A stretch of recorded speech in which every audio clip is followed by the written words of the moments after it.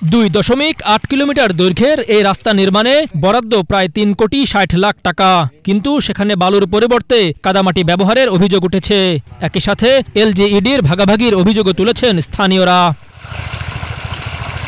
ফেনীর দাগনভূঞা উপজেলার সিন্দুরপুর, সত্যপুর, দিলপুর, কৌরস মুন্সিবাজার সড়কে চলছে ভরাট কাজ। তবে এস্টিমেট অনুযায়ী বালুর পরিবর্তে ড্রেজার মেশিনে তোলা কাদা ও ফসলি জমির মাটি ব্যবহার করা হচ্ছে বলে অভিযোগ।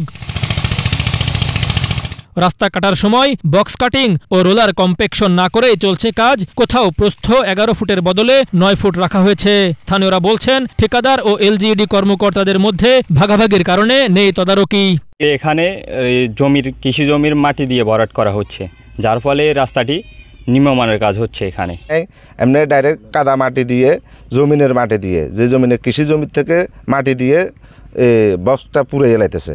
এখানে দেওয়ার কথা ছিল কি আপনার বিটি বালু। এখানে রাস্তার যেই বাজেটের যেই 11 ফিট হওয়ার কথা, সব জায়গায় 11 ফিট প্রশস্ত রাস্তাটা নাই, বক্স ওইভাবে কাটা হয় নাই। কোথাও 10 ফিট, কোথাও 9.5 ফিট, কোথাও 10.5 ফিট এরকম আছে। এটা প্রপারলি 11 ফিট নাই। 11 ফিট রাস্তা করতে হলে এটা 11.5 ফিট বক্স কাটতে হবে। এটা কিন্তু ওইভাবে কাটা হয় না। এক কথা, এটা রোলার এখানে আসে নাই, রোলার দিয়ে কোনো ডলা হয় নাই।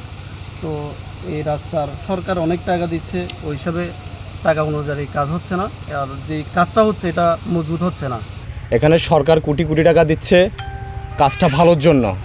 এই যে এখন যে বালিগুলো দিচ্ছে, এটা তো বালি নেই, এটা তো কাদামাটি।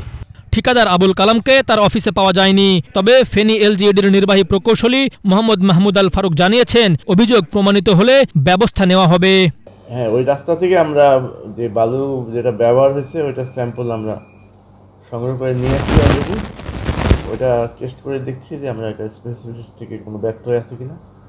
ব্যর্থ থাকলে ব্যবস্থা নেব। পাশাপাশি যে কাজের কম্প্যাকশনের ব্যাপারেও যেটা বলা হয়েছে, সেটাও আমরা কম্প্যাকশন পোস্ট টেস্ট হয়, এটা আমরা টেস্ট করব। টেস্ট করে যদি কম্প্যাকশনও অ্যাসিভ না হয়, সেটাও আমরা পরবর্তী ব্যবস্থা নেব।